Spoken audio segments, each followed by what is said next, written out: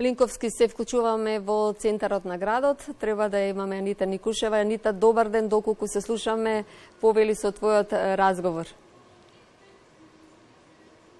Бети, добар ден, поздрав до тебе и до нашите гледачи. Се јавуваме од центарот на градот. Денеска се одбележуваат 60 години од катастрофалниот земјотрес, меѓутоа годинава фудбалскиот клуб Вардар од Скопје одбележува 76 години од своето постоење. Разговарам со Милорад Милинковски од навивачката група Комити. Добар ден.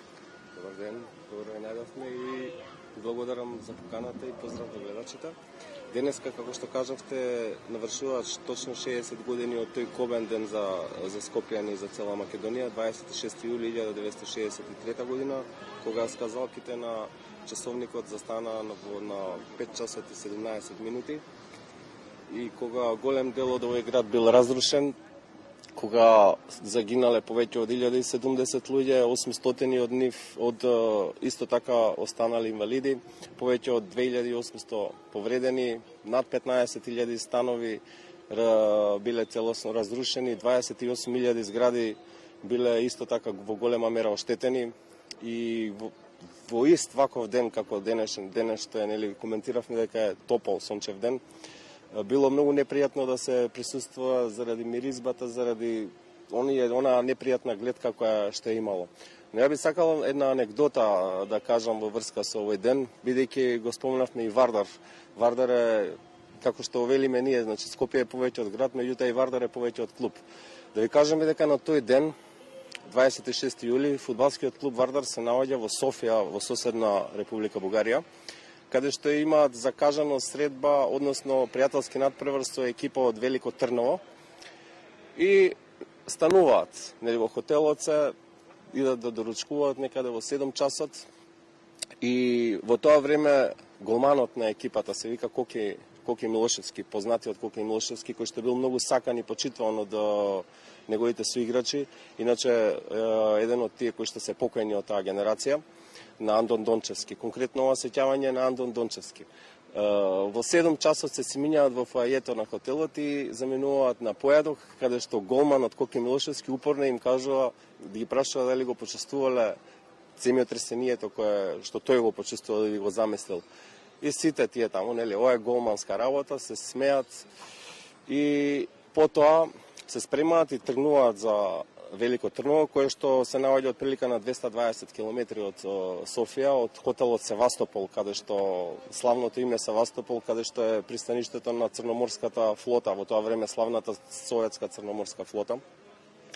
Од таму тргнуваат со автобус и по пат како патуваат, значи бараат од шоферот да им пушти музика. Дел од играчите бараат музика да им пушти, меѓутоа по известно време се вклучува радио, каде што веќе на големо се раскажува за големиот земјотрес кој што се случил во Скопје. Значи, во моментот кога го слушаат за тоа, се наоѓаат во непосредна близина на градот Велико Трново, местото Горна Орјаховица, се вика во Бугарија. И кога слушаат за тоа, запира автобусот, за убаво да слушнат дали има нешто вистина во тоа. Меѓутоа, не е, после 60 години од тој настан сега имаме како да се информираме, нели, постои интернет, постојат телефони, мобилни. Меѓутоа, во тоа време тоа не било возможно. Значи, радиото било единствен трансмисер на пренесувач на случувањето. Кога слушнале и се потврдено им било дека се случува тоа, веднаш се враќа автобусот во Софија, каде што се враќаат во хотелот да ручаат и веднаш поаѓаат, значи истиот шофер ги поаѓа и ги вози за Скопје.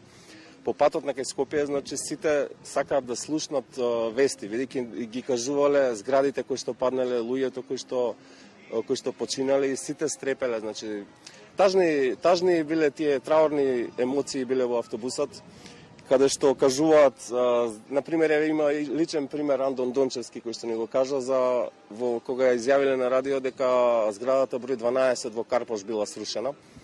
И така неколку пати, а тој лично живел во таа зграда 12. Овие се некако интересни сепак сеќавања на фудбалскиот клуб Вардар, меѓутоа Вардар веќе денеска живее својата убава историја и веќе од новата сезона влегува во првата македонска фудбалска лига. Што е навистина за поздрав, успеавте вие како навивачка група на Комити и сите оние кои што вистински од срце го сакаат клубот на народот. Да, меѓутоа еве неизбежно е да се спомене ова после 60 години, бидејќи секој што се чувствува скопенец, тој момент го чувствува лично. Еве и сега денеска, бидејќи спомнавме фудбалскиот клуб Вардар, се наоѓа повторно не е во Скопје, се наоѓа во Златибор, каде што уште 2 дена ќе биде таму и ќе се врати во Скопје по пријателскиот надпревар со Дубочица. Денеска на символичен начин шефот на стручниот штаб Богдан Грачаров го прекина тренингот со цел да им соопшти на играчите што се случило на овој денешен ден. И токму тоа е она што како што го започнавме разговорот денеска, дека Скопје е повеќе од град, меѓутоа и Вардар повеќе од клуб. Тоа го има само ке Вардар, значи таа емоција се пренесува само ке Вардар. Она што ние го остваривме до сега, еве денеска добивме потврда дека ја добиваме лиценцата, тоа се убави вести. Значи на овој тажен ден добиваме многу убави вести, бидејќи висеше поради некои административни препреки оставени од претходното раководство. Меѓутоа еве се го надминавме тој проблем и очекуваме сега дека кога ќе се вратиме, ќе се припремиме уште подобро и на стартот на првенството ќе почнеме да ги доживуваме тие победи и радости кои што фудбалскиот клуб Вардар ги носи. Значи тоа е тоа. Вардар радост за сите скопјани. Благодарам многу на одвоеното време. Имаме уште многу, меѓутоа емисијата овој пат кратка и посветена на сите скопјани. Така е.